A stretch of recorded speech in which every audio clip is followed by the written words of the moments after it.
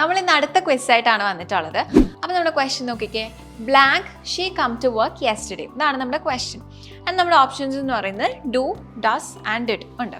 അപ്പോൾ നമ്മുടെ ക്വസ്റ്റ്യൻ നോക്കിക്കഴിഞ്ഞാൽ ഇവിടെ ഷീ ഉണ്ട്. അപ്പോൾ ഷീ ഉണ്ടെങ്കിൽ എന്താ, ഉറപ്പായിട്ടും ഡു ആയിരിക്കത്തില്ല.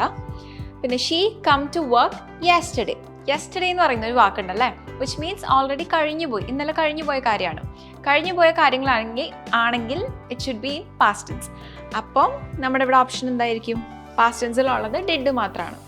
അപ്പോൾ നമ്മുടെ answer is did she come to work yesterday. ഇനി ഇവിടെ ഒരു ഡൗട്ട് വരാൻ ചാൻസ് ഉള്ളത്, ഡിഡ് കഴിഞ്ഞാൽ ഇവിടെ കം അല്ലല്ലോ കെയിം അല്ലേ വരേണ്ട. മിക്ക വീഡിയോസിൻ്റെ താഴെ കാണാറുണ്ട്.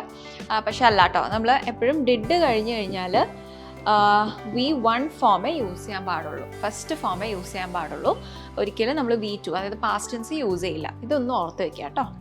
Thank you. English Mitra.